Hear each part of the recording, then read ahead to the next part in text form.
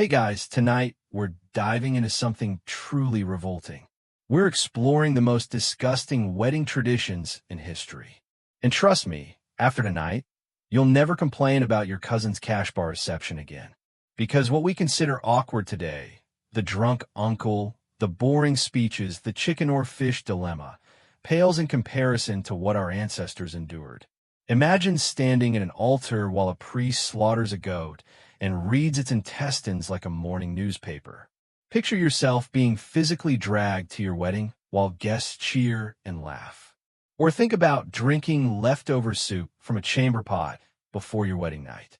Yes, that actually happened. For thousands of years, weddings weren't really about love or romance. They were about property, alliances, and proving to your entire village that you'd completed certain biological requirements. Privacy didn't exist. Consent was optional, and hygiene was more of a suggestion than a rule. Tonight, we're going to walk through bedrooms where dozens of witnesses waited outside the door. We'll stand in ancient temples where animal blood splattered across marble floors. We'll witness brides weeping for weeks, not from joy, but because that's what tradition demanded. From ancient Rome to Victorian England, from Spartan warrior culture to medieval French villages, we'll see how humanity turned the most intimate human commitment into a public spectacle of bodily fluids, humiliation, and revolting customs. So, before you get comfortable, take a moment to like the video and subscribe, but only if you genuinely enjoy what I do here. And hey, drop a comment letting me know where you're watching from and what time it is for you right now. I love seeing how this strange little community spans the globe. Someone in Tokyo settling in at sunrise. Someone in Sao Paulo winding down after dinner. Someone in London fighting insomnia at 3 in the morning. We're all here together, about to learn things we can never unlearn. Now, dim the lights, maybe turn on a fan for that soft background hum, and let's ease into tonight's journey together. Because the history of weddings is far stranger, far more disturbing, and far more fascinating than you ever imagined. And it all starts in ancient Rome, where romance meant ritualized kidnapping and theatrical violence, where brides were torn from their mother's arms, where bruises were considered proof of passion. Let's begin. Let's start with ancient Rome, where weddings began with violence. Not accidental violence, not drunken guest falls into the cake violence, but deliberate, ritualized, everyone knows it scumming violence. The Romans had a tradition called raptio, which translates roughly to seizure or abduction, and it was considered the height of romance. Here's how it worked. You're a young Roman bride, maybe 15 or 16 years old. You've been prepared for this day your entire life. Your family has negotiated the dowry. The contracts have been signed. The sacrifices have been made to the household gods. Everything is official and legal. But none of that matters when the groom arrives. Because according to tradition, you must resist. You must scream and cry and cling to your mother. You must make it look like you're being stolen against your will. Even though everyone in the room knows this is a planned, consensual marriage. The groom and his friends, his paranymphoi, arrive at your family home. They pretend to fight off your male relatives. They're shouting, theatrical pushing, fake sword waving. Then they grab you. They physically tear you from your mother's arms. Your mother wails and reaches for you, playing her part perfectly. You're dragged, literally dragged, through the streets toward your new home. Your veil is torn. Your hair comes loose from its careful arrangement. Bruises form on your arms where hands grip too tightly. And this is all considered absolutely normal. In fact, it's considered necessary. The Romans believed this reenacted the legendary rape of the Sabine women. That founding myth where Romulus and his followers kidnapped an entire tribe of women to populate early Rome. So every Roman wedding became a miniature recreation of that ancient crime. Historians still argue whether this tradition stemmed from actual prehistoric bride capture customs or was always purely theatrical. But either way, it normalized the idea that marriage begins with a woman being forcibly taken. The word bride itself may come from an old Germanic word meaning to cook, but it shares roots with words meaning to seize. Marriage and capture were linguistically intertwined. Once you arrived at the groom's house, still crying and disheveled, there was more ceremony to endure. You had to touch fire and water, symbols of the household you were joining. You had to step over the threshold without stumbling, because stumbling was a terrible omen. So the groom often carried you over, which sounds romantic until you remember you're bruised, exhausted, and have been screaming for the past hour. And here's the detail that really sticks with you. The Romans considered these bruises proof of a proper wedding. If you arrived at your new home too calm, too composed, too unbruised, people whispered. They wondered if you'd gone too willingly. If maybe you'd been too friendly with your husband before the wedding. The violence wasn't just theater, it was evidence. Evidence that you'd been a proper, reluctant virgin. Evidence that the marriage was legitimate. Evidence that traditions were being honored. Roman poets wrote about this custom with genuine affection. Catullus described brides being torn from their mothers' laps. Ovid gave advice on how to grab women during festivals. They saw nothing wrong with this. It was simply how things were done, how civilization itself had begun, and it would continue in various forms throughout Europe for centuries. The mock resistance, the ritual capture, the bruises worn like badges of honor, all in the name of tradition, all in the name of love. Now let's move forward several centuries to medieval Europe, where things somehow got even worse. Because at least the Romans left you alone after the threshold crossing. Medieval Europeans had other ideas. They believed the wedding wasn't truly complete until consummation, and they needed proof, public proof, which brings us to the bedding ceremony. Imagine this. You just finished your medieval wedding feast. You've eaten your fill of roasted meats and honeyed pastries. You've endured hours of toasts and blessings.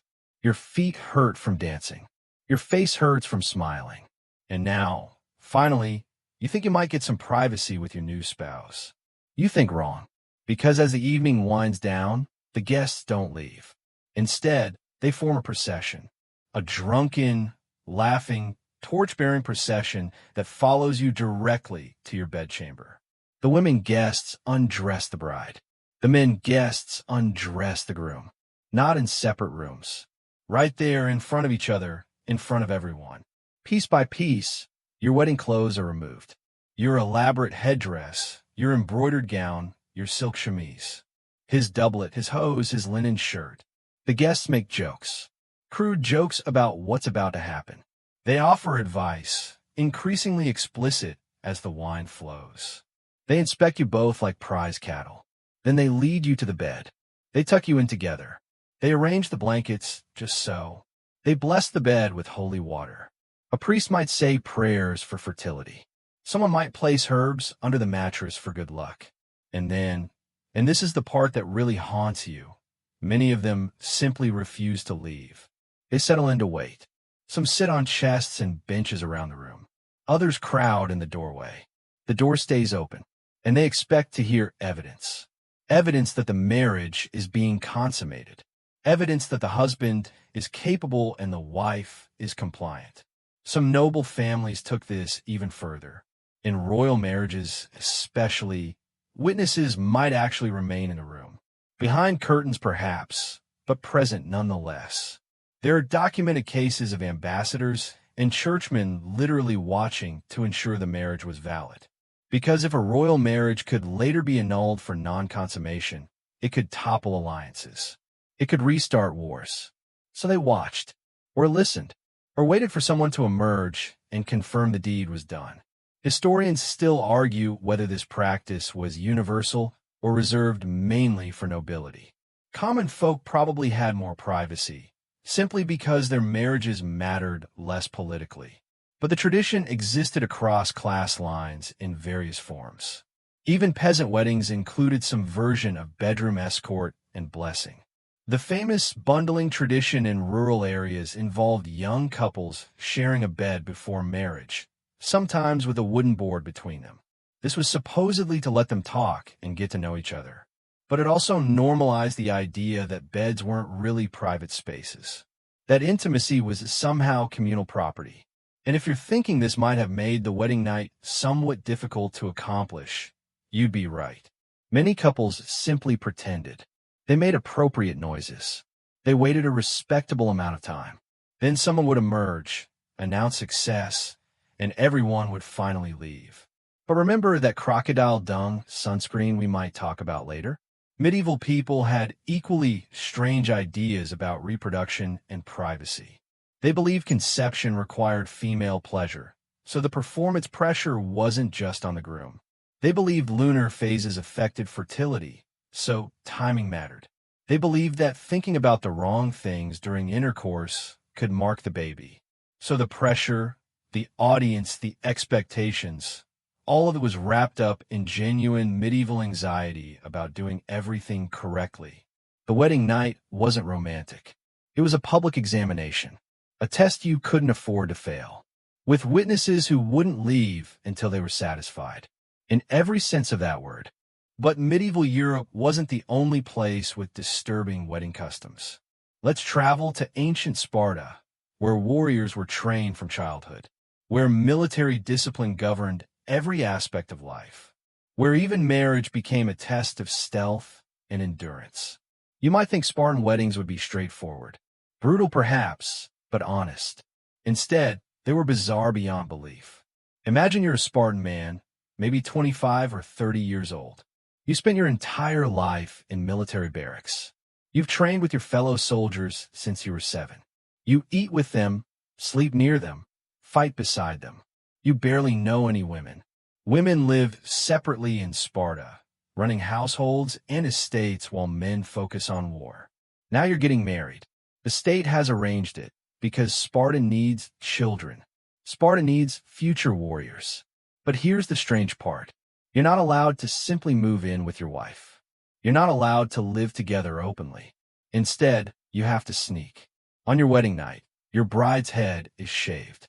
Completely shaved until she's nearly bald. Then she's dressed in men's clothing. A man's cloak, a man's tunic. She's left alone in a dark room. And you have to creep away from the military barracks, find her in the darkness, and then creep back before anyone notices you're gone. This isn't just the wedding night. This is how Spartan marriages worked for years. You remained living in the barracks with your military unit. Your wife remained her family's home or her own household. And you could only visit her by sneaking away in secret, by pretending you were still the devoted soldier who never thought about domestic life. Some Spartan men fathered children before they'd ever seen their wives in daylight. They'd only met her in darkness, disguised, stolen moments grabbed between military duties. Historians still argue about why Spartans did this. Some think it was about maintaining military discipline and unit cohesion. If soldiers openly prioritized their wives, it might weaken the bond between warriors. Others suggest it was a test of masculinity, proving you could father children while remaining primarily committed to your military brotherhood. Some scholars point to ancient Greek attitudes about male relationships. The Spartans valued bonds between male soldiers above almost everything else. Marriage was a necessary duty for producing children, but not something to be celebrated or prioritized. So they made it shameful, secretive, almost criminal. The shaved head is particularly fascinating. Why make the bride look masculine? Perhaps it eased the transition for men who'd spent their entire lives surrounded only by other men. Perhaps it was meant to be unappealing, a reminder that this was duty, not pleasure. Or perhaps, and this is darker, it was about dominance and humiliation. Taking away her hair, her femininity, her identity, making her into whatever the state needed her to be. The Greek historian Plutarch wrote about these customs centuries later. He described them matter-of-factly, as if they were perfectly reasonable, as if every civilization naturally required grooms to commit what was essentially breaking and entering. And here's something that connects to what we saw earlier with the Romans. The sneaking, the secrecy, the forbidden nature of it all. It mirrors that staged kidnapping that ritualized theft. Different cultures, different methods, but the same underlying message. Marriage isn't about partnership or love or choosing to build a life together. It's about taking something that doesn't quite belong to you. It's about conquest, even when everyone has theoretically agreed. Young Spartan couples might go months without speaking. They communicated through gestures in the dark, through brief encounters that had to be completed before dawn. The wife managed property, oversaw slaves, raised children when they came. The husband trained, fought, and pretended she barely existed. Only after years of this, sometimes after having multiple children, would a man be allowed to openly acknowledge his marriage, to finally live with his wife like a normal human being. By then, they were strangers who happened to have children together, strangers who'd built entire lives around absence and secrecy. The Spartans believed this made them stronger, more disciplined, more focused, more effective as warriors. And maybe it did. They were feared throughout ancient Greece. But at what cost? At the cost of knowing your own spouse. At the cost of intimacy, partnership, normalcy. All sacrificed to the state's vision of military perfection.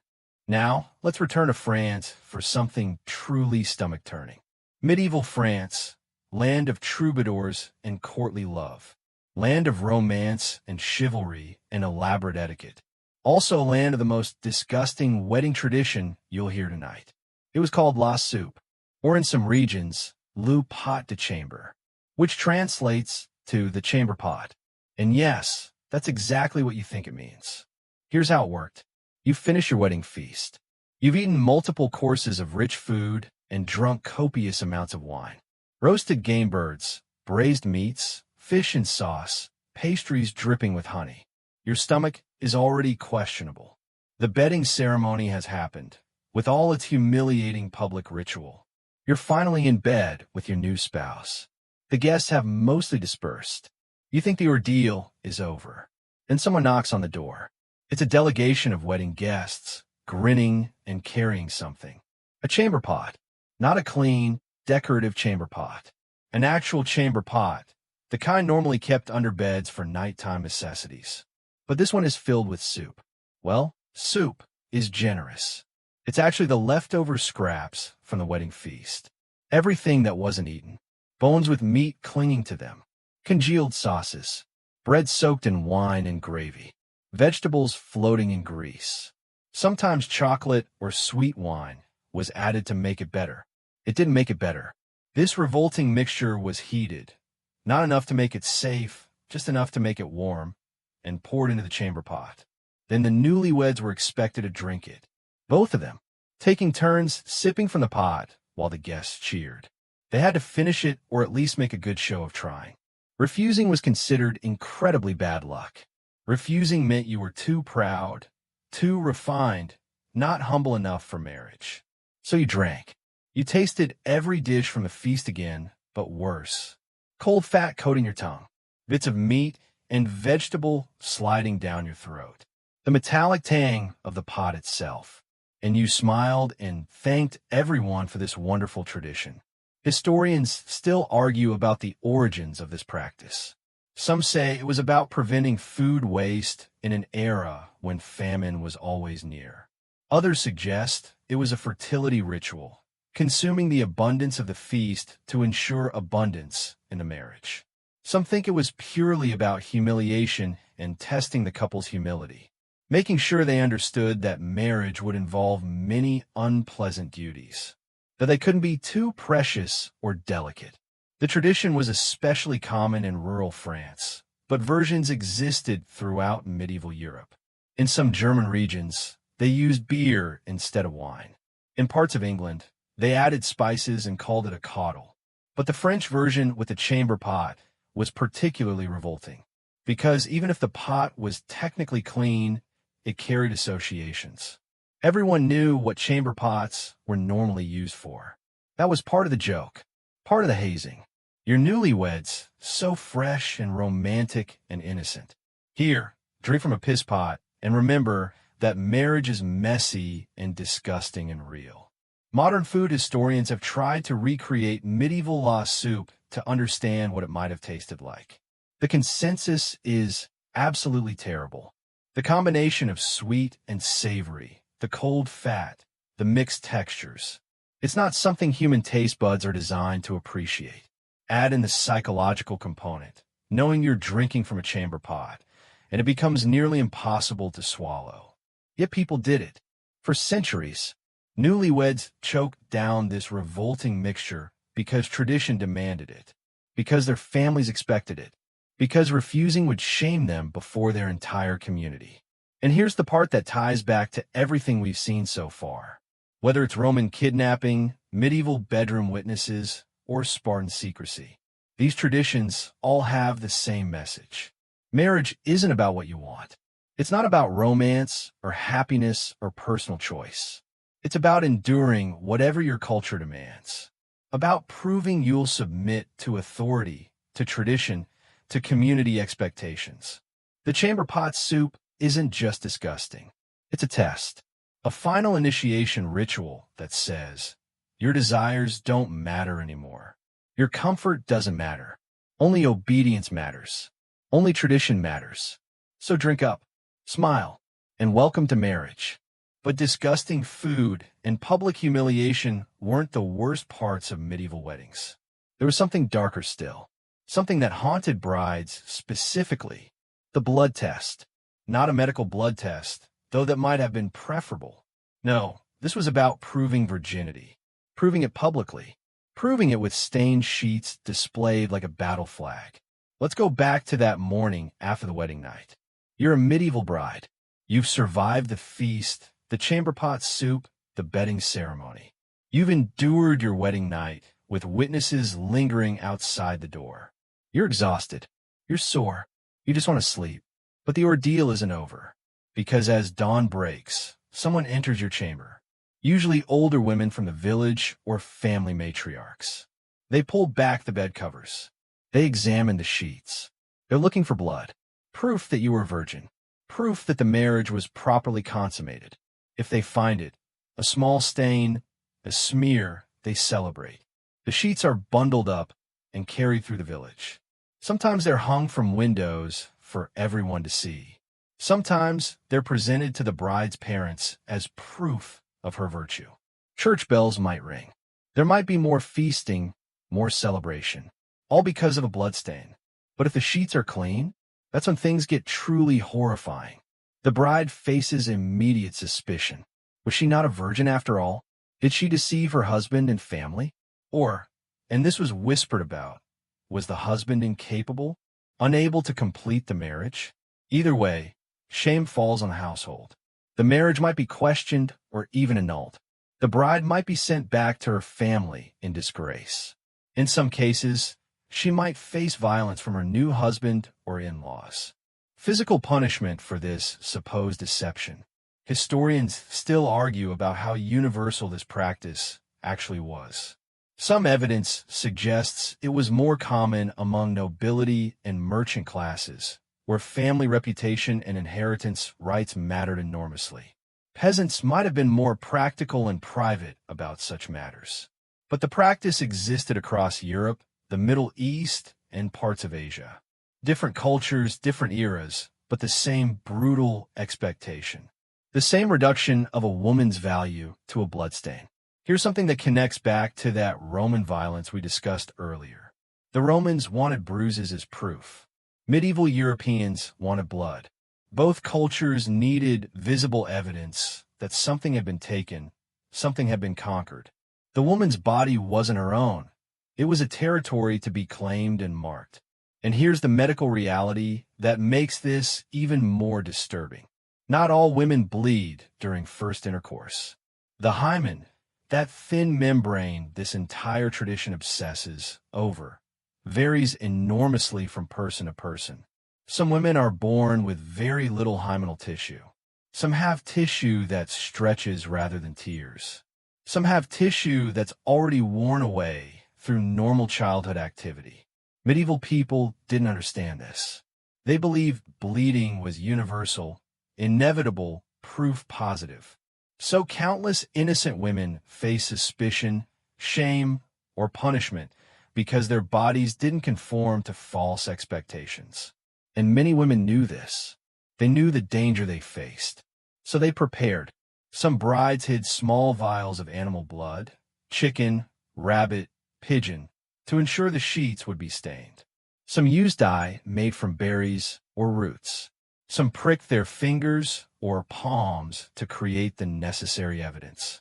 Midwives and older women passed down these techniques in secret, ways to protect young brides from impossible standards.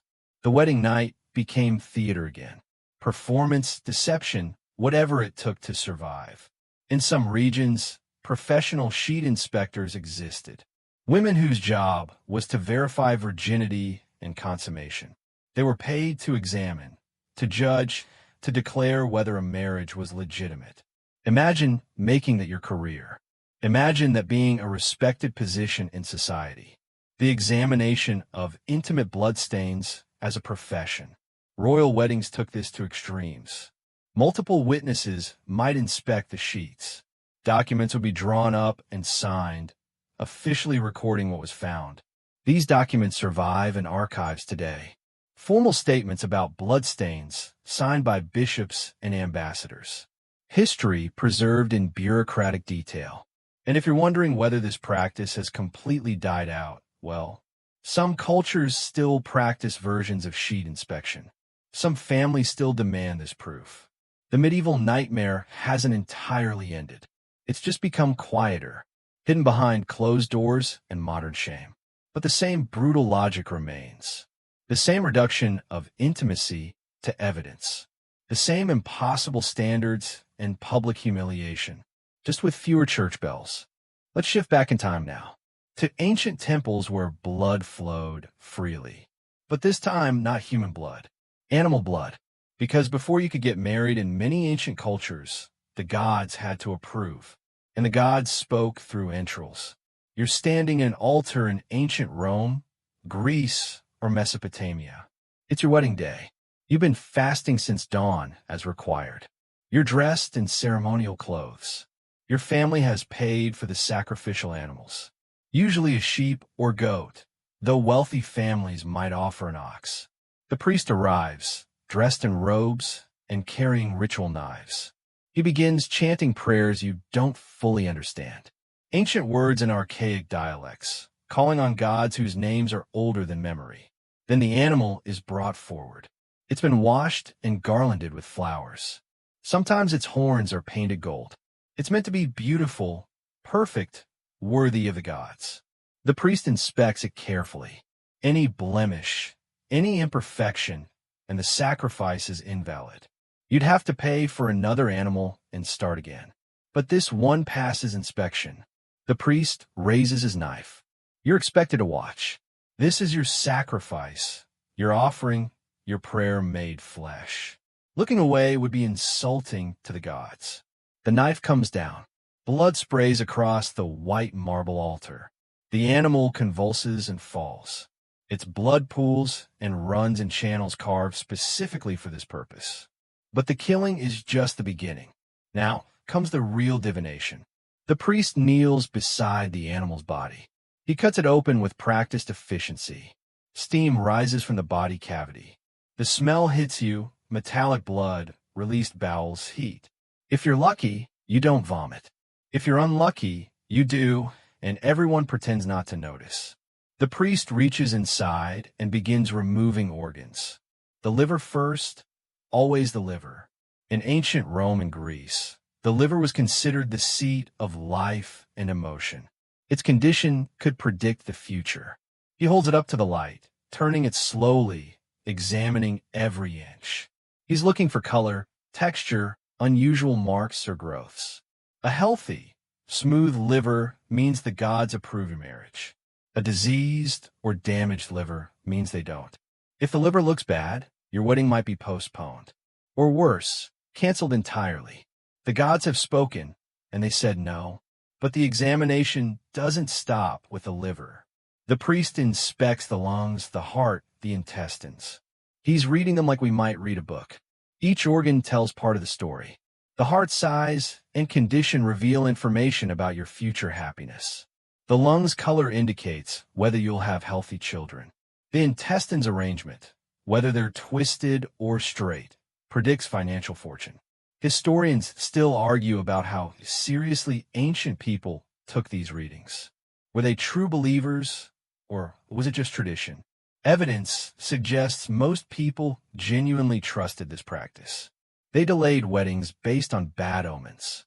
They paid enormous sums for additional sacrifices when the first results were unfavorable.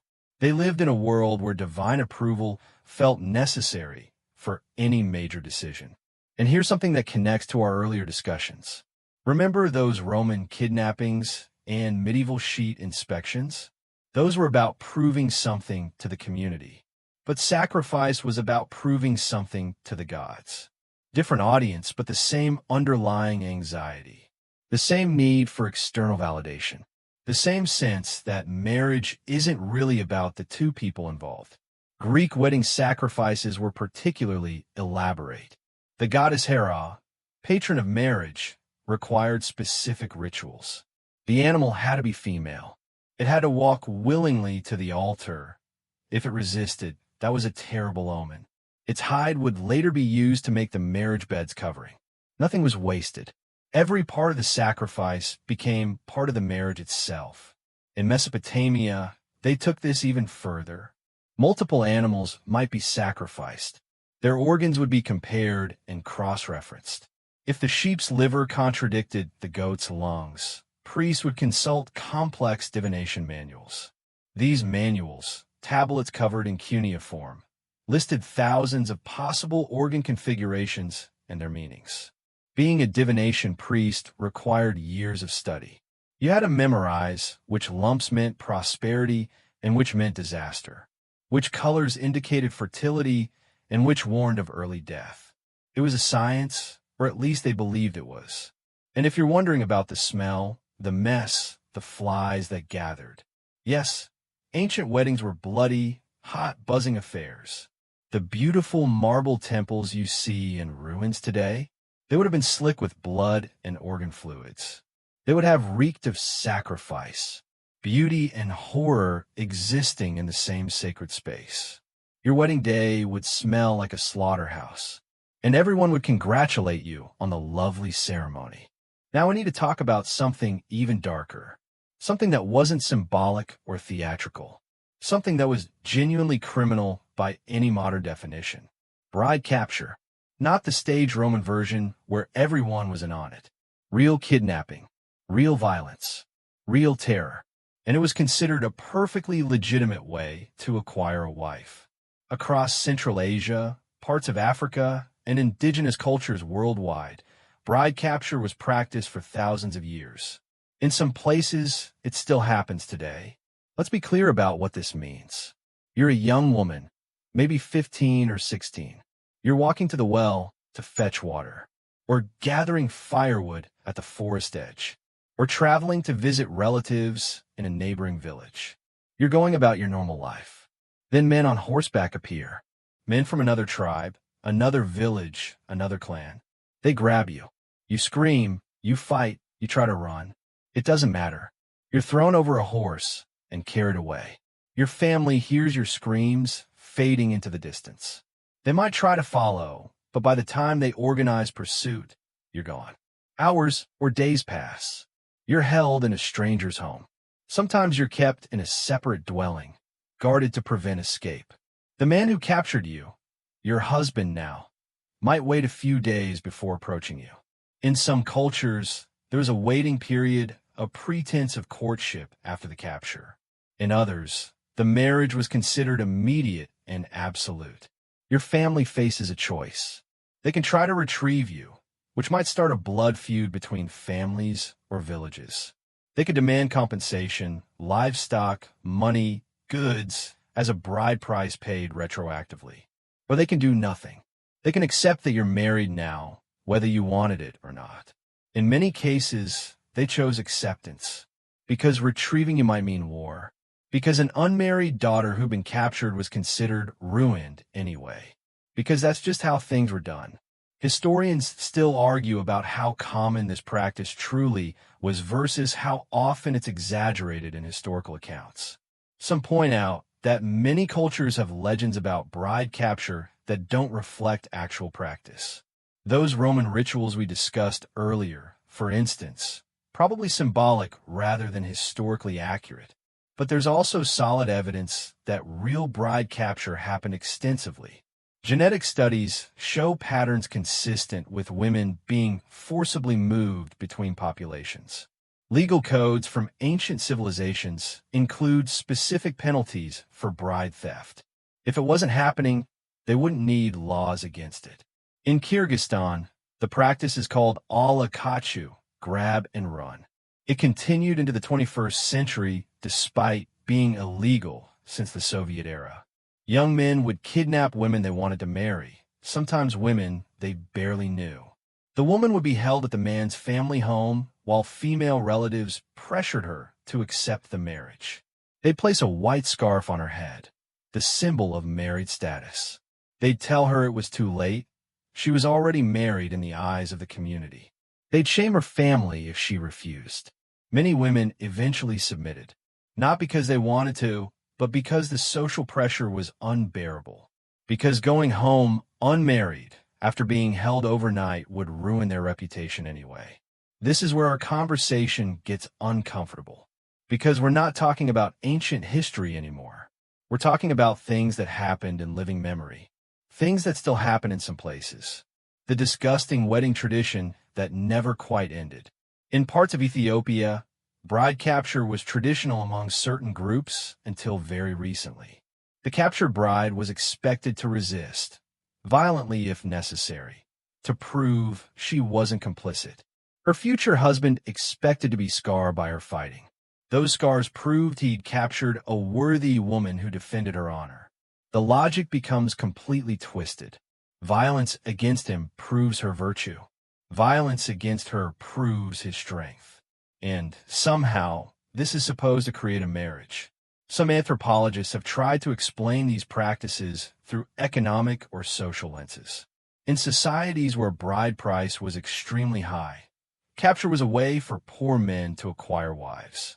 In cultures with severe gender imbalances, capture solved the shortage. In nomadic societies, it was a way to create alliances or resolve conflicts between groups. But no explanation makes it less horrifying. No cultural context makes it acceptable. Because at the center of all these theories and practices is a young woman. A person with thoughts, feelings, plans for her life. A person who suddenly has all choice ripped away. Who becomes property through violence. And here's what ties this back to everything we've discussed tonight. The Romans staged kidnappings. The medieval sheet inspections. The Spartan secrecy, the chamber pot soup, all of it stems from the same root belief. That women aren't people making choices. They're prizes to be won, resources to be claimed, property to be transferred. The methods vary: theater, humiliation, actual violence, but the message stays constant. Your consent doesn't matter. Your dignity doesn't matter. Only tradition matters. Only male desire and social control matter. Marriage as an institution built on that foundation. And we wonder why it took so long to reform. Let's step away from that darkness for a moment. Back to traditions that are merely strange rather than criminal. Though merely strange is doing some heavy lifting here. Because we need to talk about feet. Specifically, the bizarre obsession various cultures had with feet at weddings. Washing them, kissing them, displaying them, hiding them. Feet became symbolic battlegrounds in the theater of marriage. In many Christian wedding ceremonies, foot washing was required. Not mutual foot washing between equals. No, the wife washed the husband's feet, sometimes in front of the entire congregation. She'd kneel before him with a basin of water. She'd remove his shoes and unwrap any bindings or hose.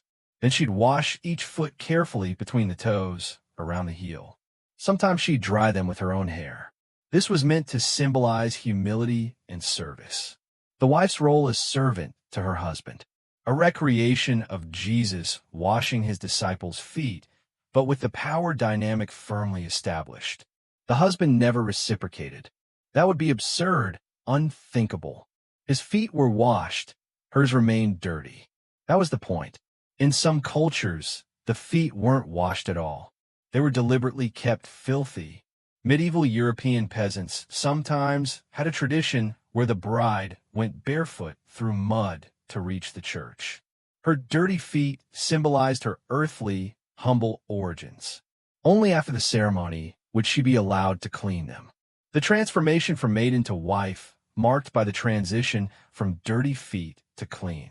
Historians still argue whether this practice was widespread or limited to specific regions. Foot symbolism appears in wedding customs across many cultures, but the specifics vary wildly.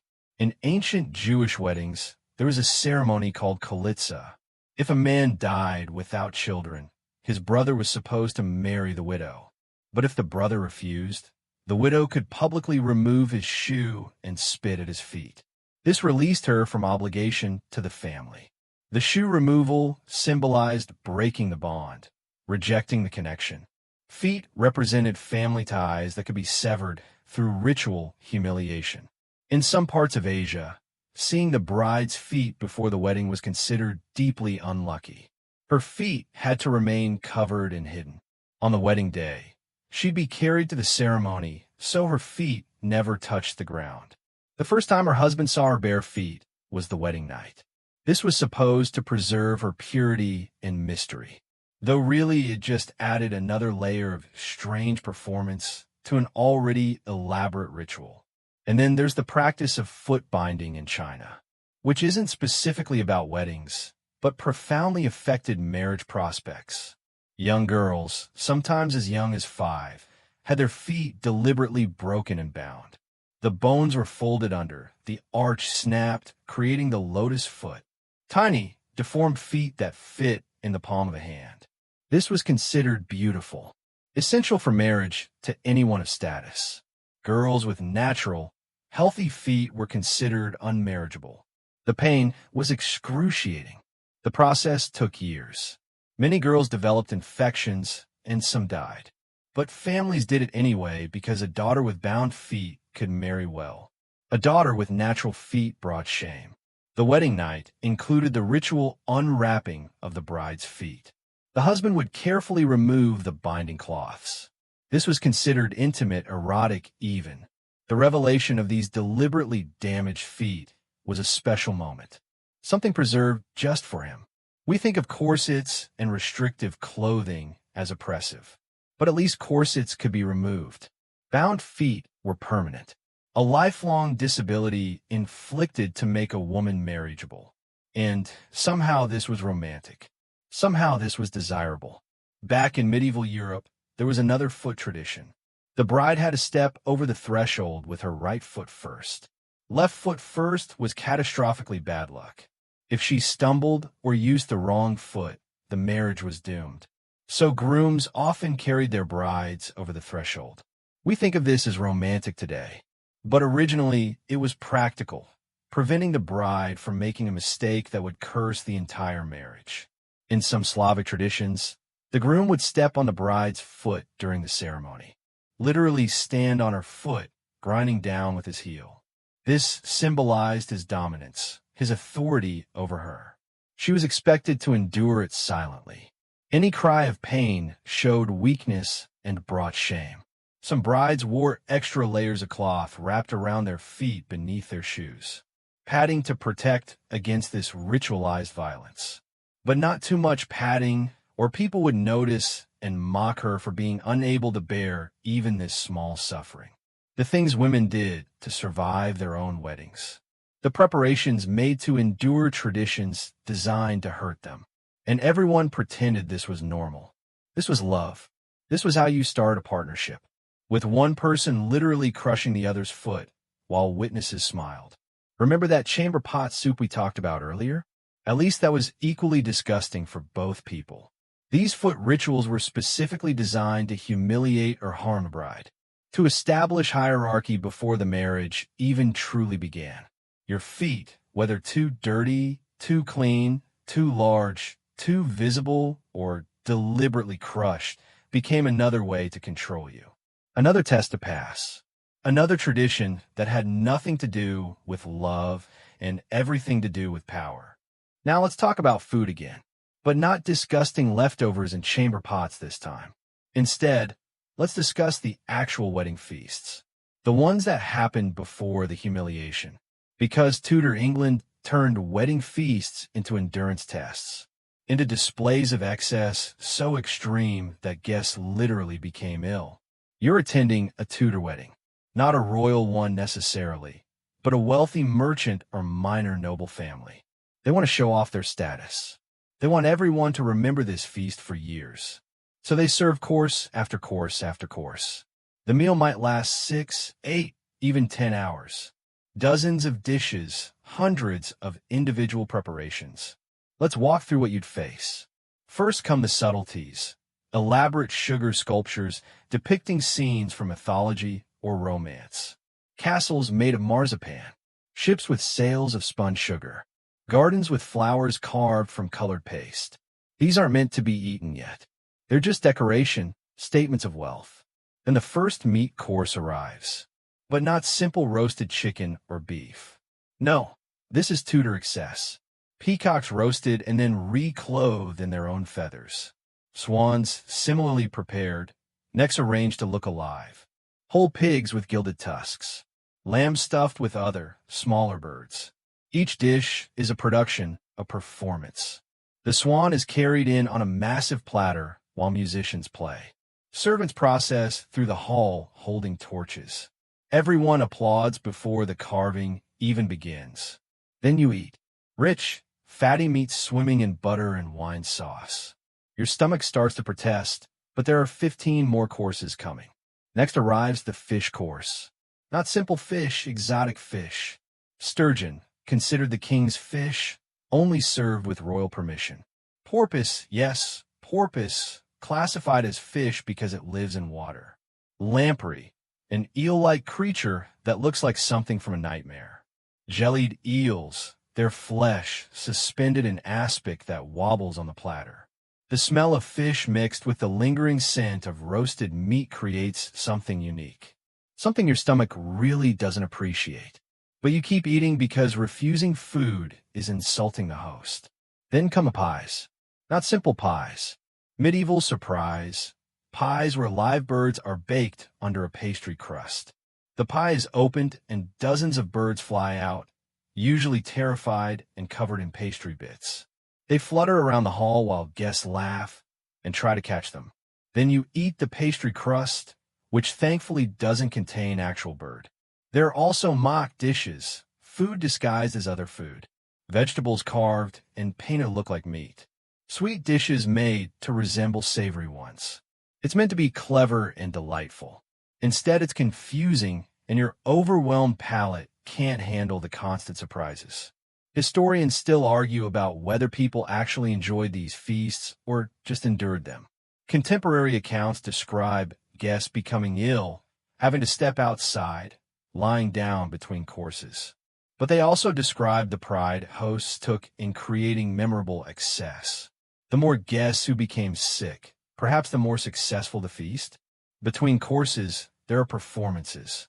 Jugglers, musicians, people in elaborate costumes performing short plays.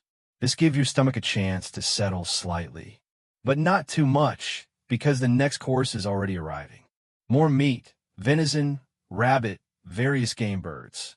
More fish, salmon, trout, something called a porpoise pie that you don't want to examine too closely. More elaborate breads and pastries.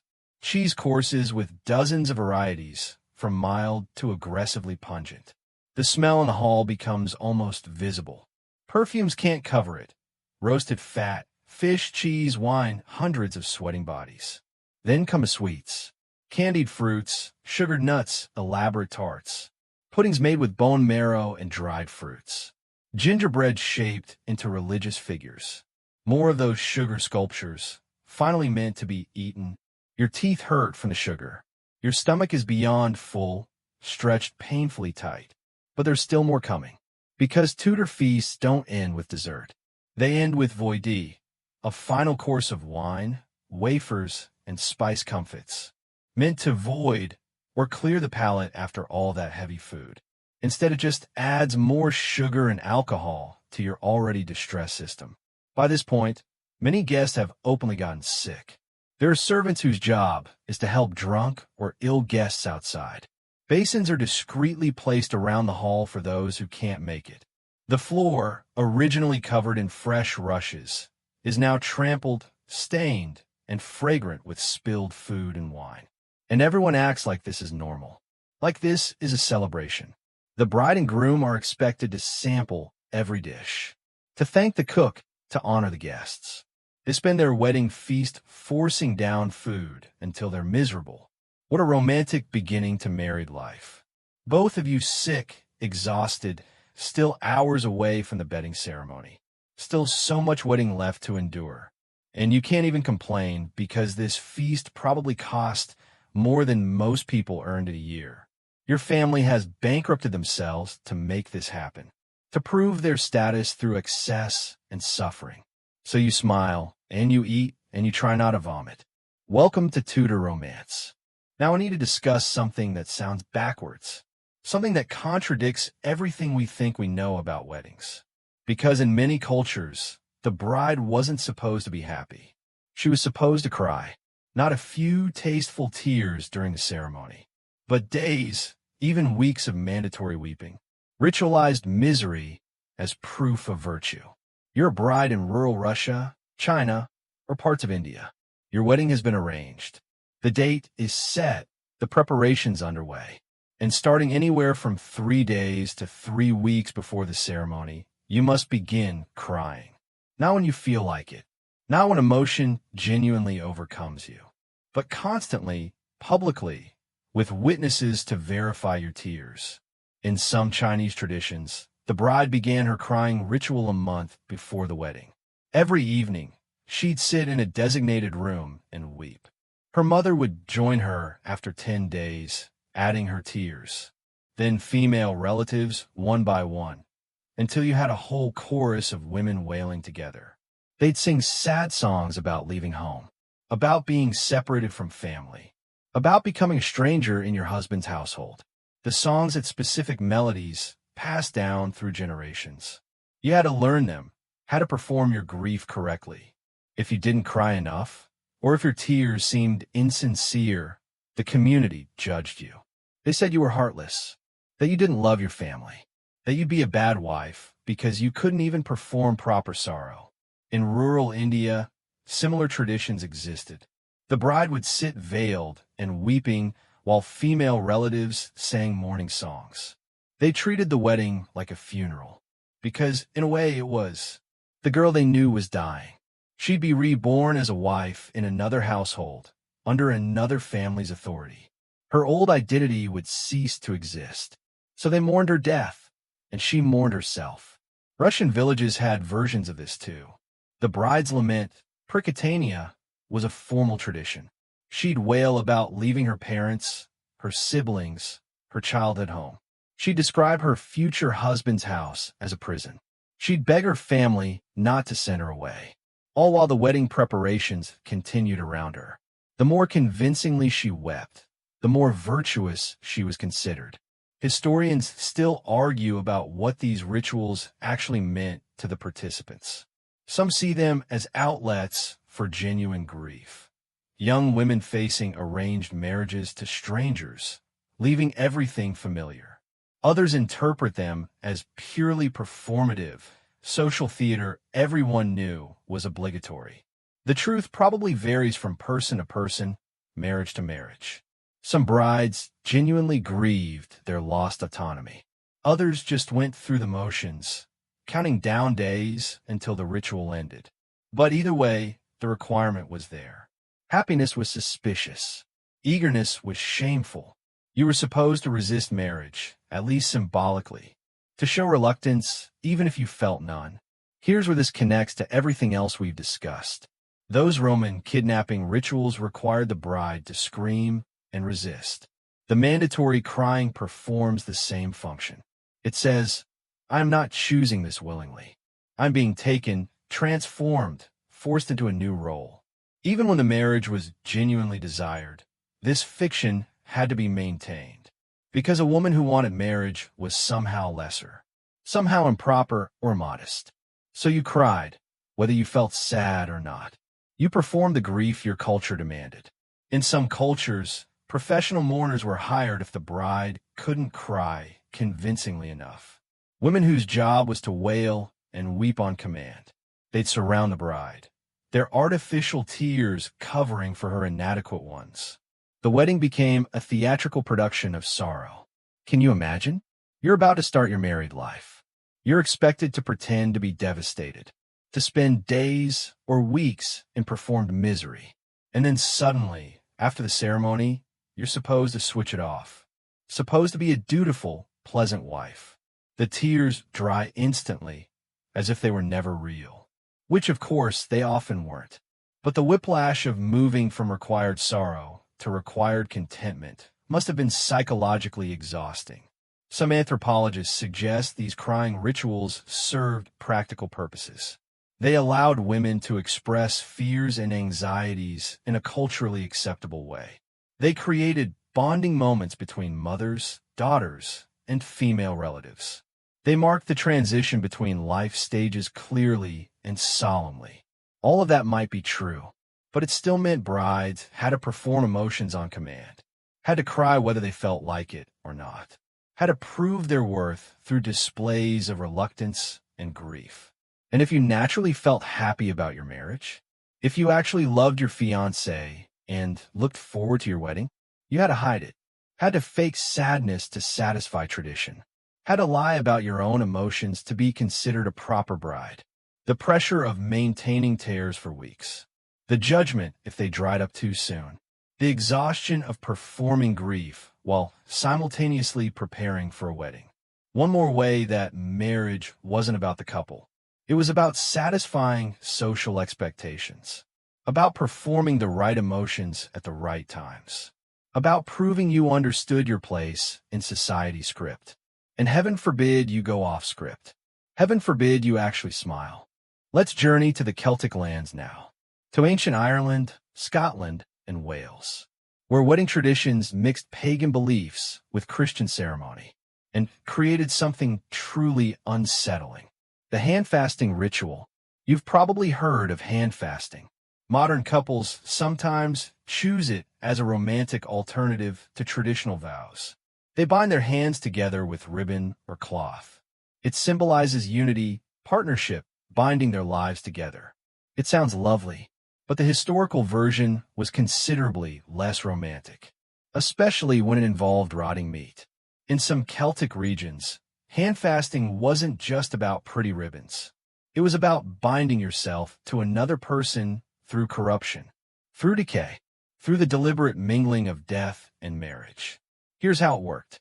The couple would stand before their community. A priest or elder would bring out a piece of meat. Not fresh meat. Meat that had been left to rot for days.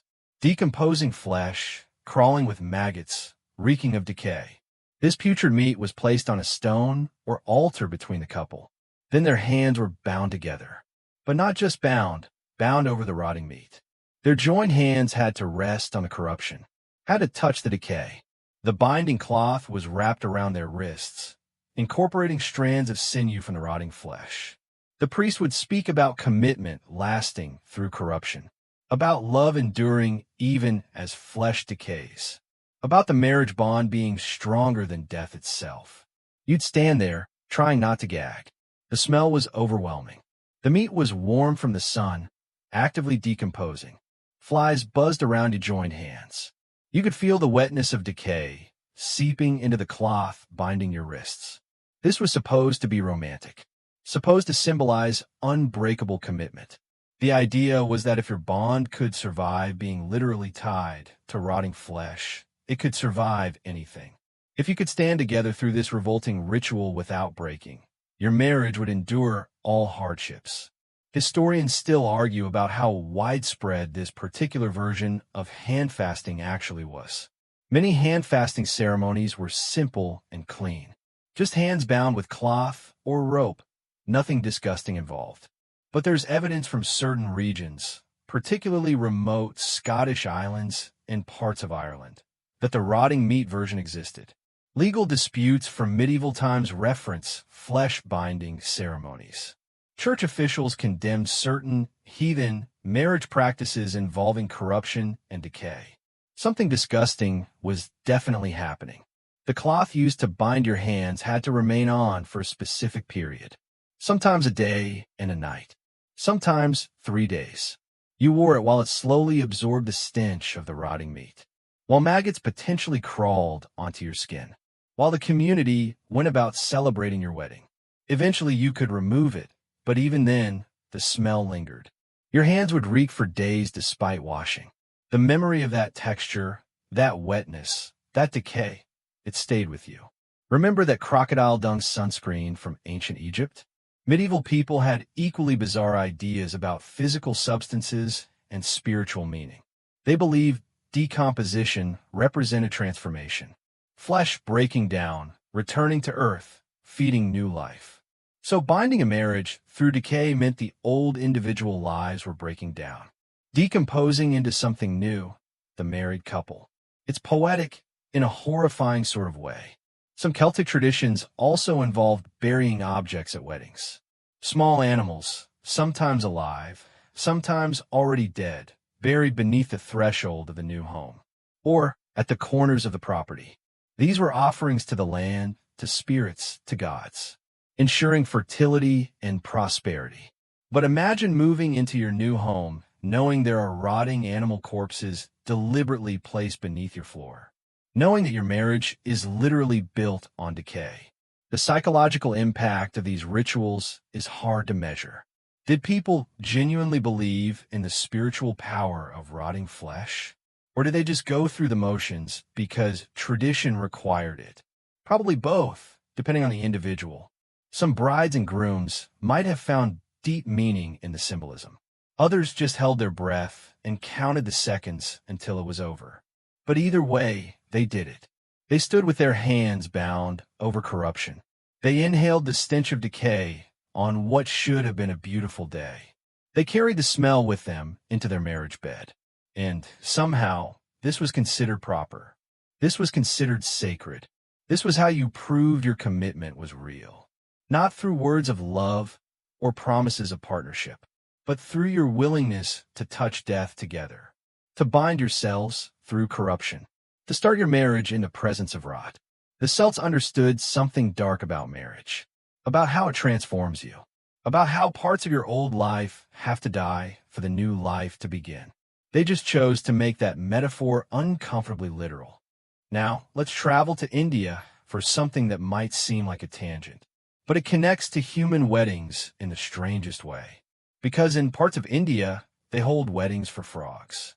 Elaborate, expensive ceremonies where amphibians are married to each other. And the rituals mirror human weddings so closely it becomes unsettling. You're in a village experiencing drought. The monsoon rains are late, desperately late. Crops are failing, wells running dry. The community needs rain, needs it urgently. So they decide to hold a wedding. Not for any young couple in the village. For two frogs. According to tradition, the frog is associated with Varuna, the god of water and rain. A frog wedding pleases the gods. It brings the rains. It's sympathetic magic. The wedding celebration causes the sky to celebrate by releasing water. But here's where it gets interesting. These aren't simple ceremonies. They're full weddings with all the traditional elements. The frogs are caught and prepared like human brides and grooms. The female frog is dressed in a tiny red sari. The male frog gets a miniature turban and wedding clothes. They're adorned with jewelry, tiny gold ornaments, flower garlands. Someone has spent hours creating these elaborate frog costumes. Then the ceremony begins. A priest performs the same rituals he'd perform for humans. Sacred fire, Sanskrit mantras, offerings to the gods. The frogs are carried in procession through the village. Musicians play wedding songs. People throw rice and flowers. The frogs are placed together under a wedding canopy. Their hands, their front legs, are symbolically joined. Wedding vows are recited on their behalf. Then there's a feast, sometimes a full banquet, celebrating the union of these two amphibians. After the ceremony, the frogs are released together, supposedly as a married couple. Historians and anthropologists study these ceremonies because they reveal so much about human wedding traditions. Every element considered essential for human marriage, the dress, the fire, the vows, the feast, is replicated for frogs. Which raises an uncomfortable question. If these rituals work for frogs, what does that say about their meaning for humans? If a frog can be married through costume and ceremony, how much of human marriage is just performance? Just elaborate theater we've convinced ourselves has deeper meaning? But there's something even more disturbing here. Because frog weddings aren't the only animal weddings in Indian tradition. Sometimes dogs are married.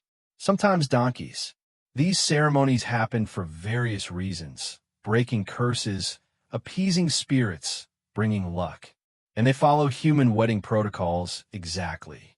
The animals are dressed, blessed, fed wedding foods. They're treated as bride and groom for the duration of the ceremony. Now consider the human weddings we've been discussing. The kidnapping, the public consummation, the mandatory crying. The sheet inspections, the foot crushing, the rotting meat. How much of that treats the actual humans involved as autonomous people? How much of it treats them as props in a ritual, as bodies being moved through ceremonial positions? The frog doesn't consent to its wedding. It has no understanding of what's happening. It's dressed up, paraded around, and released, all without any say in the matter. And historically, many human brides had about as much choice.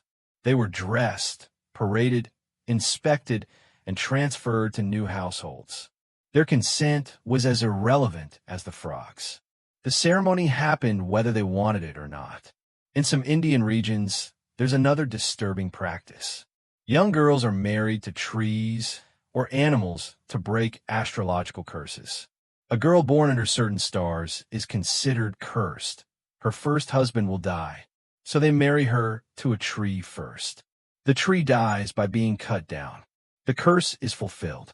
Now she can marry a human man safely. Or they marry her to a dog, which is then driven away or killed. Same logic. The cursed first marriage is completed. The real marriage can proceed.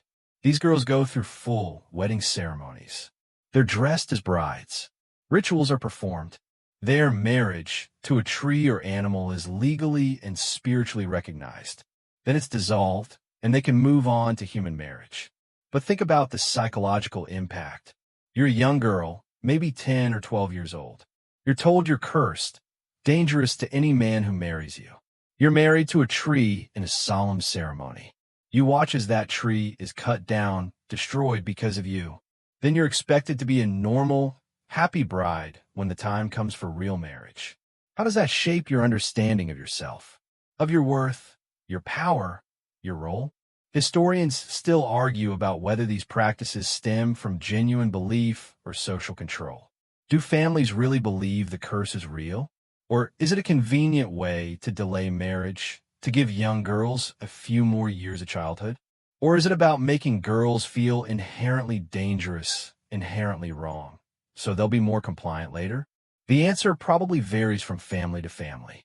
But the practice exists, and it parallels animal weddings in disturbing ways. Both reduce marriage to ritual and costume. Both suggest that the individuals involved, whether frogs, trees, or human girls, are interchangeable. What matters isn't the person or creature. What matters is completing the ceremony correctly. And if you can complete that ceremony with a frog or a tree, then how much does human choice and dignity really matter? How much is marriage about the people involved versus about satisfying gods, society, or tradition? The frog in its tiny sari has no more choice than many historical brides. And that parallel is more disturbing than any rotting meat or chamber pot soup, because it suggests something fundamental about how marriage was conceived, not as a partnership between equals, but as a transaction, a ritual, a performance that could theoretically be completed with any participants. even frogs. Now, let's move to Victorian England, an era we associate with elaborate white weddings and romantic ideals. Surely the Victorians, with all their propriety and sentiment, had more dignified wedding traditions. They did not. Instead, they had one of the most psychologically disturbing customs imaginable. Mourning weddings. Weddings where brides wore black. You're a Victorian woman whose father has recently died, or perhaps your mother, or a sibling. You're in the prescribed mourning period. For a father, that's 2 years of wearing only black. 2 years of restricted social activity. 2 years of public grief. But you're also engaged to be married, and your fiancé doesn't want to wait 2 years. Or perhaps financial circumstances require the marriage to happen soon. Or family pressure demands you proceed despite your mourning. So you have a mourning wedding. You stand at the altar in a black dress. Not a beautiful, elaborate gown. A stark, somber mourning dress. Heavy black fabric with no ornamentation. A black veil covering your face. Black gloves on your hands. Even your flowers are different. No bright blooms or white roses. Instead, dark purple or deep burgundy flowers, if any at all. Sometimes just evergreen branches, symbols of death and remembrance. The church is draped in black cloth rather than white. The ceremony is abbreviated, stripped of joyful elements. No triumphant music, no bells ringing afterward. Just somber hymns and quiet prayers. Your wedding, the day that's supposed to be the happiest of your life, looks exactly like a funeral. And in a way, it is. You're burying your old life, while simultaneously still mourning the actual death of someone you loved. The psychological weight must have been crushing. Imagine standing at the altar in funeral clothes, trying to feel joy about your marriage while wearing the visible symbols of grief. Trying to smile at your new husband while your mind is on your dead father. Victorian society demanded this. Breaking mourning to wear white would be scandalous, disrespectful to the deceased. So you chose between postponing your wedding indefinitely or celebrating it dressed for a funeral. Historians debate whether women in this situation felt relief or anguish. Some letters from the era express genuine distress about mourning weddings. Brides writing about how wrong it felt, how they couldn't celebrate properly. But other accounts suggest some women preferred it. The mourning clothes gave them permission not to perform happiness they didn't feel. They could marry for practical reasons, security, social position, family expectations, without pretending to be joyful. The black dress was honest in a way white would have been false. But there were also weddings where brides wore gray or purple. These were compromise colors, technically still mourning, but slightly less stark. Half mourning, they called it. The later stages of grief, when full black was no longer required. A gray silk wedding dress with black trim. A purple gown with jet beads for decoration. Still somber, still clearly grief-marked, but with slight concessions to celebration. These created an eerie effect.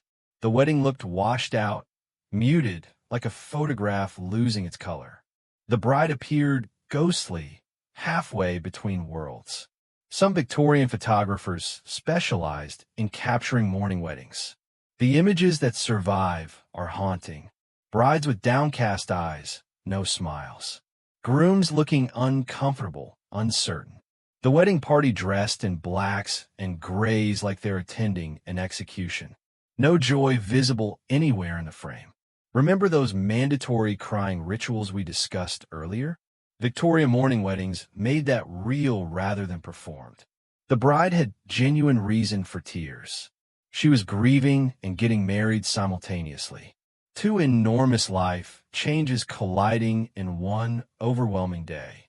And society offered no accommodation for this emotional complexity. You were expected to maintain proper mourning deportment even at your own wedding. No laughing, no dancing, no celebrating too openly.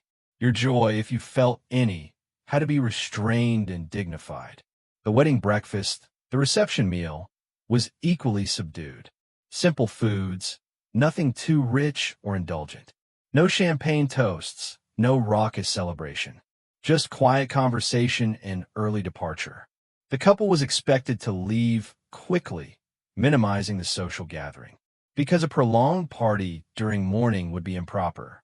In some cases, the wedding was so private it barely happened at all. Just the couple, two witnesses, and a vicar. A 10-minute ceremony in an empty church, then signing the register and leaving separately to avoid being seen together immediately. The marriage was legal but invisible, hidden because celebration was forbidden. Historians still argue about how common mourning weddings actually were. Wealthy families could afford to postpone weddings, so they're more documented among middle and lower classes.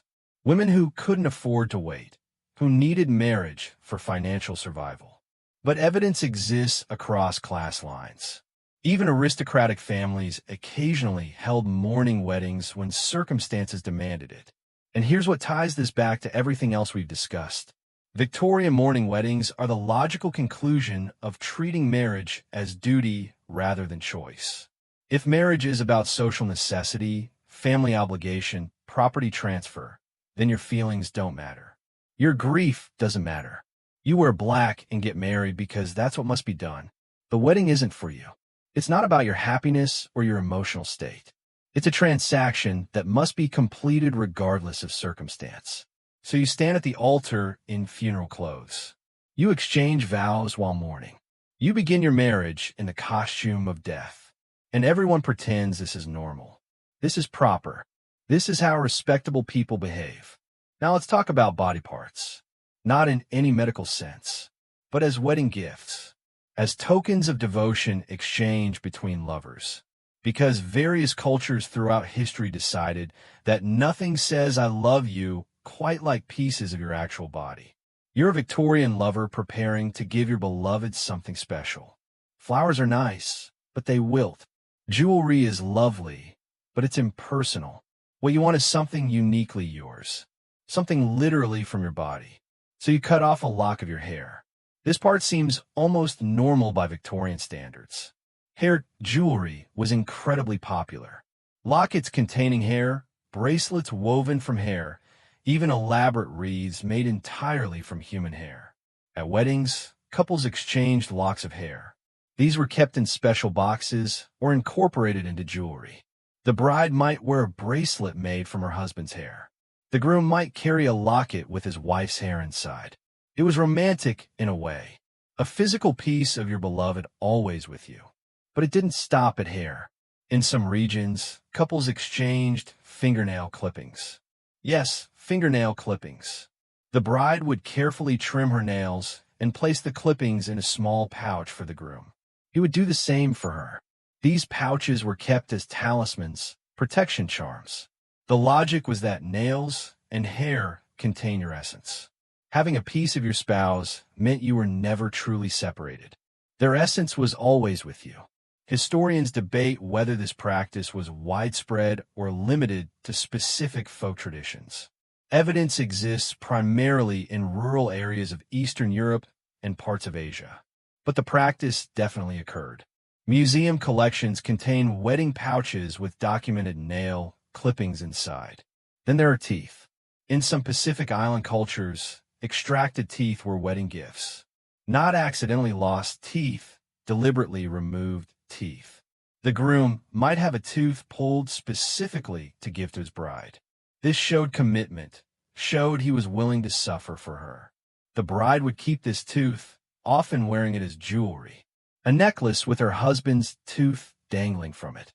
Sometimes teeth were embedded in wooden carvings or tied into woven bands, walking permanent reminders of the pain someone endured for you. The extraction wasn't done with modern anesthesia or sterile tools. It was done with whatever implements were available. Pliers, knives, sometimes just strong hands and determination. The pain was part of the point. The greater the suffering, the more meaningful the gift. Some Southeast Asian traditions involved even more extreme body modification at weddings. Ritual scarification, deliberate cutting to create permanent scars. The couple would be scarred in matching patterns, sometimes on their arms, sometimes their backs or chests. The scars would heal into raised designs, visible proof of their wedding bond. This was permanent, irreversible. Unlike rings that could be removed or lost, these scars stayed forever. Your body literally marked by your marriage. Historians still argue about the meanings behind these practices. Some see them as ultimate expressions of commitment, altering your body permanently for your spouse. Others interpret them as ownership markers, branding that shows you belong to someone. The truth probably varies by culture and individual. But either way, the body became a canvas for marriage, and not always by choice. Remember, many of these weddings were arranged. The body modifications happened whether you wanted them or not. In some African traditions, brides had their ears pierced in specific patterns at their weddings. Multiple piercings, sometimes dozens, creating elaborate patterns. These piercings marked them as married women. The pain was significant, the healing process difficult, but it was required, expected, part of becoming a wife. Victorian Europe seems almost tame by comparison with its hair jewelry. But even there, things could get strange. Some Victorian couples had portrait miniatures painted using their own blood. The artist would mix a drop of blood into the paint. This tiny portrait, containing literal blood from both bride and groom, was kept as a wedding treasure. It was meant to be romantic, their blood literally mingling in art. But imagine sitting there while someone pricks your finger to extract blood for your wedding portrait. The sting of the needle, the bright red drop, all for romance. And here's where this connects to everything else we've discussed. Those sheet inspections looking for blood, the animal sacrifices spilling blood at altars, the scars and piercings and extractions. Marriage across cultures has always involved marking the body, changing it, testing it, taking pieces from it. The body is something to be altered, displayed, proven through marriage. Your physical form wasn't entirely your own anymore. It became evidence, symbol, gift, something to be modified according to marital tradition. The Victorian woman wearing her husband's hair didn't think it was creepy. The Pacific Islander wearing her husband's tooth found it meaningful. The scarified couple saw beauty in their matching wounds. But from our perspective, it's hard not to see violation. Hard not to see the body being treated as raw material for tradition, as something to be cut, marked, a given away piece by piece. And the people involved often had no choice. The traditions demanded these body parts, these modifications. So you surrendered them. You gave your hair, your nails, your teeth, your blood. You let yourself be scarred and pierced and marked, all in the name of love, all to prove your marriage was real. Your body, no longer entirely your own. Now we arrive at something that sounds almost celebratory, almost fun, even by modern standards. The chivalry, a tradition where the community comes together to celebrate newlyweds. Except they celebrated by torturing them. For days, you're a newly married couple in medieval or early modern Europe. You've survived your wedding ceremony. You've made it through the feast, the bedding ritual, all the rest. You finally go to sleep in your new home. Exhausted, relieved it's over. Then, around midnight, you hear it. Banging, clanging, shouting. A crowd is gathered outside your house. Your neighbors, your community members, sometimes 100 people or more. They're carrying pots, pans, bells, anything that makes noise. And they start making the most ungodly racket imaginable. Pounding on pots with metal spoons, ringing cowbells, blowing horns and whistles, shouting crude songs and insults. This is the chivalry, called rough music in England or chivalry in North America. And it could last for hours. You can't sleep through it. The noise is specifically designed to prevent sleep. It's relentless, rhythmic, maddening. You try covering your ears, burying your head under pillows. Nothing works. The sound penetrates everything. Eventually, dawn comes and they disperse. But they'll be back the next night, and the night after that. Sometimes for 3 nights, sometimes for a week or more. The chivalry didn't happen for every wedding. It was reserved for specific circumstances. Marriages the community disapproved of. A widow remarrying too soon after her husband's death. An older man marrying a much younger woman. A couple who'd been sexually involved before marriage. Someone marrying outside their social class. The community used the chivalry as punishment and humiliation to express disapproval through organized harassment. But here's the disturbing part. Sometimes it happened even to acceptable marriages. Just for fun. Just because it was tradition. Just because tormenting newlyweds was considered entertainment. Historians debate the true motivations behind chivalry. Some see it as community regulation, enforcing social norms through public shaming. Others interpret it as ritualized jealousy, punishing people for achieving something others desired. Some view it as harmless tradition, just noise and teasing, not genuine cruelty. But the accounts from people who experienced it tell a different story. Letters describe genuine terror and exhaustion. Court records show couples bringing legal action against chivalry participants. Some newlyweds fled their homes to escape the harassment. The noise itself could be psychologically damaging. Sleep deprivation for multiple consecutive nights causes hallucinations, confusion, emotional instability. Imagine trying to start your marriage under those conditions. Exhausted beyond reason, tormented by your own neighbors. And the chivalry often included more than just noise. Sometimes participants threw rotten food at the house. Sometimes they broke windows or damaged property. Sometimes they demanded payment, money or alcohol, to make them stop. It became extortion. Give us enough beer and we'll leave you alone. Refuse, and we'll be back tomorrow night, even louder. Some communities developed elaborate chivalry rituals. Mock trials where the couple was judged by the community. Theatrical performances mocking the marriage. Effigies of the bride and groom paraded through streets and burned. In parts of France, the chivalry could escalate to actual violence. The husband might be forced to ride backward on a donkey through town while people threw things at him. The wife might be ducked in the village pond or fountain. Physical assault disguised as tradition and celebration. Remember those Roman kidnapping rituals? Those medieval sheet inspections? The chivalry follows the same logic.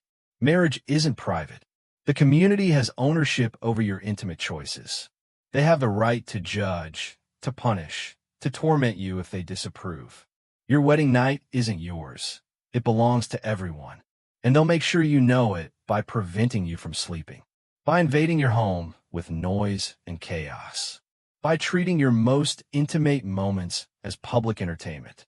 The practice continued well into the 19th century in some areas, even into the early 20th century in rural regions. North American pioneers brought the tradition with them. Stories from the American frontier describe chivalries that turned violent. Couples held hostage by mobs demanding money. Husbands beaten for marrying disapproved women. Houses burned down when payment wasn't offered. Celebration, that was actually terrorism.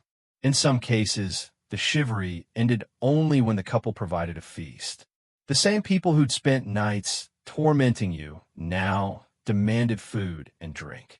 They'd finally stopped the harassment if you bankrupted yourself entertaining them. So you did it. You threw a party for your tormentors. You served them food and thanked them for celebrating your marriage. You pretended the whole thing had been good-natured fun, because refusing, showing anger, would only make it worse. They'd be back the next night, louder and more destructive than before. Your only option was submission. Feed them, appease them, pretend you enjoyed their cruelty. Then finally, maybe they'd leave you alone. And this was considered normal. This was tradition. This was how communities celebrated marriage. By tormenting the married couple until they broke. By treating newlyweds as public property to be harassed and humiliated. By turning what should be a private, intimate time into a nightmare of noise, threats, and extortion. The chivalry is often described in history books as colorful folk tradition. Quaint rural customs, harmless noise-making. But for the people who experienced it, it was trauma. It was the community saying, "You belong to us. Your choices require our approval." And if we disapprove, we'll make you suffer. Now we need to discuss something that moves beyond disgusting into genuinely tragic. Something that still happens today. Dowry deaths. The tradition of bride price or dowry exists in many cultures. In theory, it's meant to ensure the bride's security, money or property given to help the couple start their life together. But in practice, it became something horrifying, a system that literally killed women. You're a bride in India, though this happens in other countries too.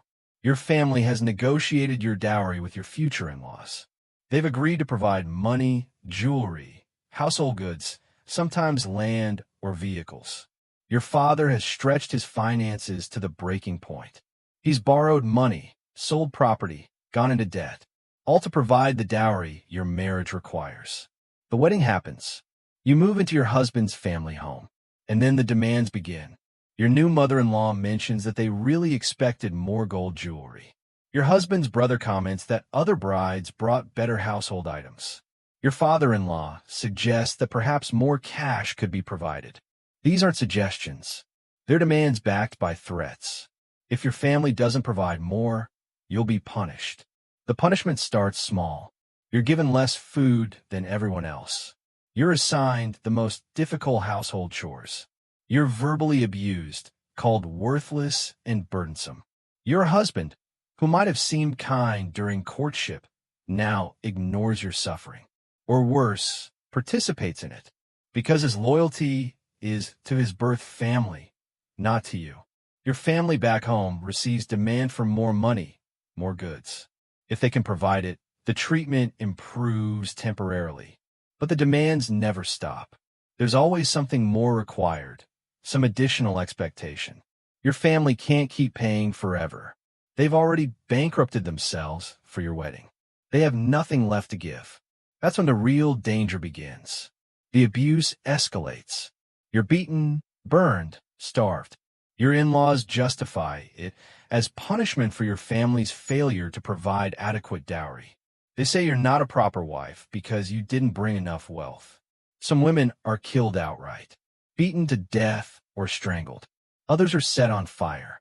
This still happens, with horrifying frequency. The woman is doused with kerosene and set ablaze in what's reported as a kitchen accident. Cooking fires are dangerous, after all. These accidents are remarkably common for new brides whose families can't pay additional dowry. Historians and activists have documented thousands of these deaths. In India alone, estimates suggest 8,000 dowry deaths per year in recent decades. 8,000 women killed because their families couldn't provide enough money. And those are just the reported cases. Many more go unreported, classified as accidents or suicides. The bride who accidentally fell into the cooking fire. The bride who tragically hanged herself because she was unhappy. The bride who unfortunately died from burns sustained while cooking. The language is careful, designed to avoid suggesting murder. But everyone knows what really happened. Historians still argue about why this practice became so deadly. Traditional dowry systems existed for centuries without mass killings. What changed? Some point to increased consumerism and rising expectations. Families demanding televisions, motorcycles, cars, items that didn't exist in traditional dowries. Others note that women's decreasing economic value in modern society made them more disposable. When women worked in agriculture and contributed directly to household income, they had protection. When they became primarily domestic workers with no income, they became vulnerable. Some researchers emphasize the legal system's failure. Dowry deaths are technically illegal in India since 1961, but prosecutions are rare and convictions even rarer. Families know they can likely kill with impunity if they're clever about it. And they are clever. They've perfected the kitchen accident. They know how to create burn patterns consistent with accidental fire. They know how to pressure the dying woman to claim it was an accident, protecting her murderers even as she dies. Because if she accuses them, her own family might face retaliation. Her sisters might become unmarriageable. Her parents might be attacked. So even as she burns, even as she dies, she protects the people who killed her. This isn't ancient history we're discussing. This isn't medieval Europe or ancient Rome. This is happening now, today, as you listen to this. Somewhere, a young bride is being abused because her family can't provide enough dowry. Somewhere, a woman is being burned alive, and it will be called an accident. Somewhere, a family is receiving new demands they cannot possibly meet. And here's how this connects to everything else we've discussed tonight. All those disgusting traditions, the kidnappings, the public humiliations, the chamber pot soup, the body modifications. They all stem from the same root belief, that women are property, that their value is economic, not human, that they exist to be transferred between families in exchange for goods and services. Dowry deaths are the logical extreme of that belief. If a woman is property, if her value is monetary, then failing to provide adequate payment means she's defective goods.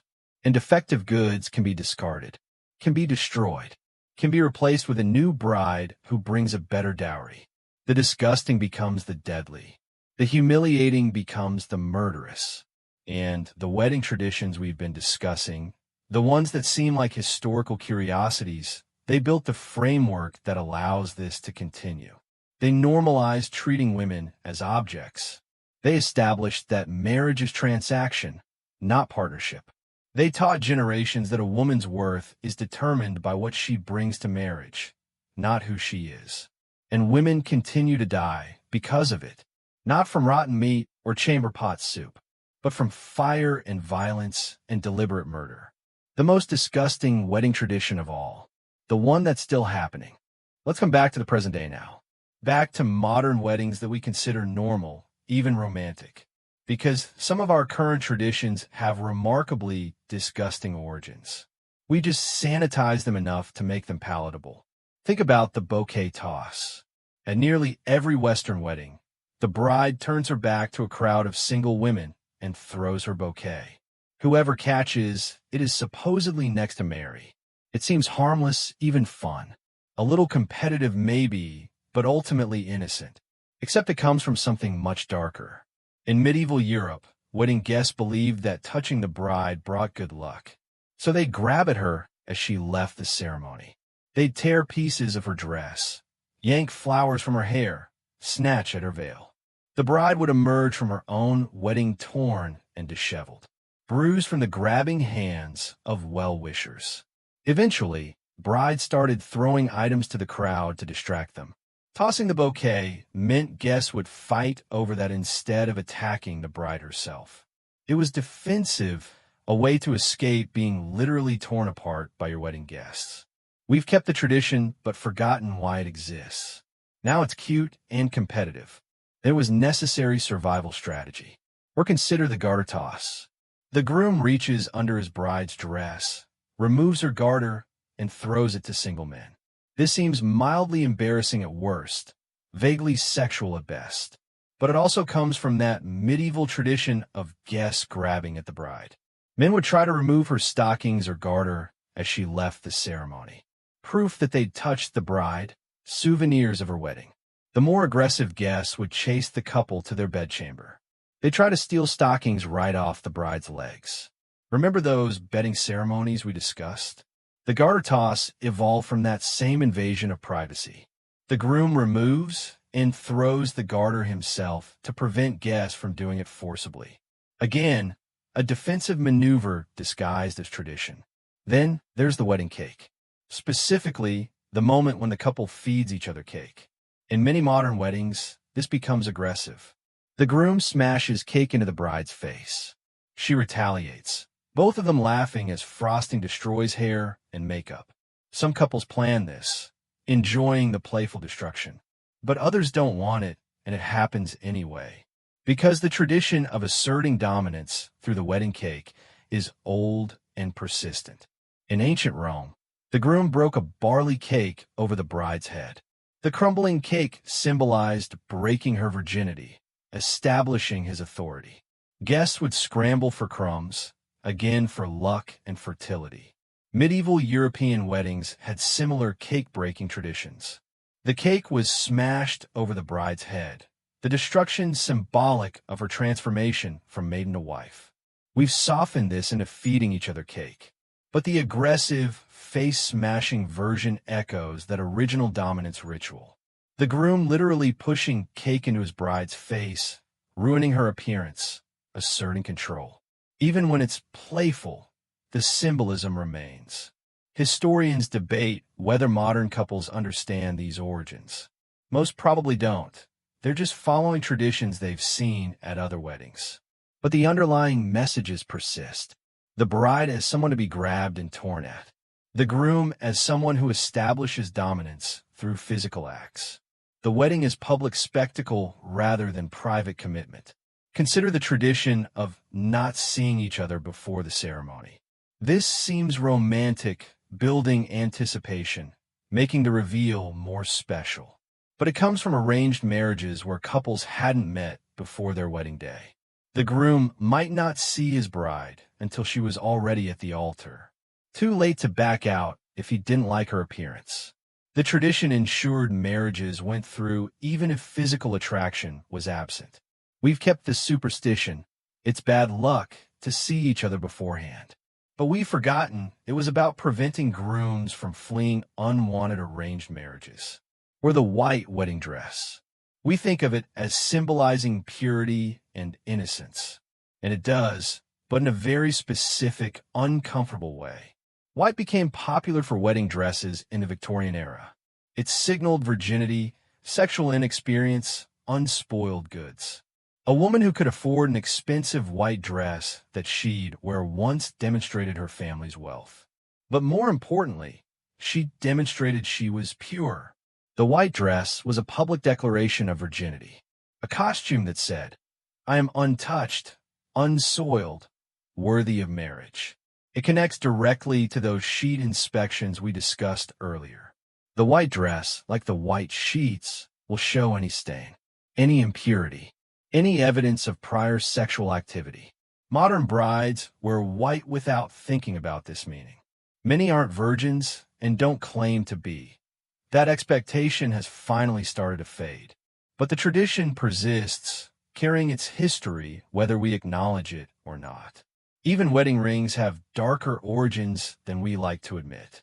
The ring as symbol of eternal love is beautiful. But rings were also ownership markers. In ancient Rome, the husband gave his wife a ring as evidence of his claim to her. She wore his symbol, his mark, showing she belonged to him. He often wore no ring himself. Why would he need to signal ownership when he was the owner? The tradition of both partners wearing rings is relatively modern. For most of history, only the woman was marked. Only the woman's status as taken needed to be displayed. We've democratized ring-wearing now, but the asymmetry existed for thousands of years. And in some cultures, it still does. These modern traditions seem innocent. We perform them without thinking about their origins. We throw bouquets and smash cake and wear white dresses. We follow scripts written centuries ago by cultures that viewed marriage very differently than we claim to. And maybe that's fine. Traditions can evolve, meanings can change. But it's worth knowing what we're really celebrating. Worth understanding that our harmless customs come from the same mindset that created all those disgusting traditions we've discussed tonight. The kidnappings and humiliations and ownership rituals. We've just made them prettier, given them better PR. But the bones are still there, underneath the white dress and the pretty flowers. Still there, waiting to be recognized. And now we've reached the end of our journey through history's most disgusting wedding traditions. We've traveled from ancient Rome to Victorian England, from Spartan barracks to rural Chinese villages, from medieval bedchambers to modern reception halls. And what have we learned? That marriage, throughout most of human history, wasn't really about love. It was about property, alliances, social control. It was about proving things: virginity, fertility, obedience, status. It was about performing rituals that stripped away dignity and privacy. We've seen brides kidnapped, both symbolically and literally. We've seen them inspected, their bodies examined for blood and proof. We've seen them forced to drink revolting soups from chamber pots, to wash feet, to weep on command, to bind their hands over rotting meat. We've seen grooms sneaking like criminals to visit their own wives. We've seen couples tortured by their own communities with days of sleepless noise. We've seen bodies modified, scarred, marked as property. We've seen women killed when their families couldn't provide enough dowry. And we've seen how even our modern traditions carry echoes of these darker practices. The bouquet toss, the white dress, the cake smashing, all descended from rituals that viewed women as property and marriage as transaction. But here's something worth considering as you drift towards sleep. These traditions existed because people believed they were necessary. They believed the gods required blood sacrifice to bless a marriage. They believed community approval required public humiliation and proof. They believed marriage couldn't be valid without witnesses, evidence, ritual suffering. And slowly, gradually, over centuries, those beliefs changed. We stopped requiring sheet inspections and bedding ceremonies. We stopped forcing brides to drink from chamber pots. We made dowry deaths illegal, even if enforcement remains imperfect. We began to imagine marriage as something chosen, something private, something based on love rather than property transfer. Progress has been slow, frustratingly slow. Many disgusting traditions persist in modified forms, and some continue unchanged in parts of the world where tradition holds more power than individual dignity. But the direction of change is clear. Toward consent, toward privacy, toward partnership, toward recognizing that marriage should be about two people choosing each other, not about satisfying God's, community, or family expectations through ritual humiliation. As you settle deeper into your pillows now, letting your breathing slow and deepen, as your muscles relax and your thoughts begin to drift, consider how far we've come from those darker traditions. How strange it would seem to modern couples to bind their hands over rotting meat, to stand at an altar while a priest reads animal entrails, to spend their wedding night with witnesses waiting outside the door. These practices feel like ancient history from a world completely foreign to our own. And in many ways, they are. We live in a different world now with different values. Marriage has transformed from transaction to choice, from performance to privacy, from ownership to partnership. At least, we're moving in that direction. The journey isn't complete. It may never be complete. But tonight, as you rest in your comfortable bed, in your private room, in a world where your body belongs to you and your choices are your own, tonight, you can appreciate that progress. You can feel grateful that you weren't born in an era requiring chamber pot soup or mandatory weeping or public consummation verification. Your wedding, if you have one or have had one, doesn't require animal sacrifice or body modification or community torture sessions. It doesn't require your family to bankrupt themselves providing endless dowry payments. It doesn't require you to perform emotions you don't feel or submit to rituals that violate your dignity. And that's worth acknowledging, worth appreciating as you drift towards sleep. The disgusting traditions we've explored tonight are mostly behind us, mostly relegated to history books and anthropology studies. Still present in some places, yes. Still casting long shadows, yes. But fading, gradually fading, as each generation questions and challenges and changes what came before. So let those heavy historical burdens slide away from your mind now. Let the images of rotting meat and bloodied sheets and terrified brides fade into the darkness. Let yourself appreciate the safety and privacy and freedom you have. The choices available to you that weren't available to countless people throughout history. Your body is your own. Your choices are your own. Your marriage, if you choose to have one, can be defined by you, not by ancient traditions or community expectations. That's something our ancestors couldn't have imagined, something they might have dreamed about quietly in moments of privacy they were rarely granted. The freedom to love without ritual humiliation, to marry without proving anything to anyone, to begin a partnership based on mutual choice and respect. It's a precious thing, hard-won over centuries, worth protecting, worth appreciating, and to drift deeper now into peaceful sleep. Let your breathing slow even further, deep and regular and calm. Let the tension drain from your shoulders, your jaw, your forehead. Let your thoughts become soft and unfocused, drifting like clouds across a quiet sky. The disgusting traditions are history now. You are here, in this moment, in this comfortable present. Safe, private, free to dream of whatever you choose. And tomorrow when you wake, you'll remember some of what you've learned tonight. The strange rituals, the disturbing customs, the slow progress towards something better. But mostly, you'll just feel rested, peaceful, grateful to be living in a time when weddings are usually joyful rather than traumatic, when marriage is usually chosen rather than forced, when disgusting traditions are mostly things we study rather than things we endure. Sleep well now. Let history fade into dreams. Let the present moment hold you gently. Tomorrow is waiting, but it can wait until you've rested. For now, just breathe, just drift, just let yourself fall softly into peaceful sleep. Sweet dreams.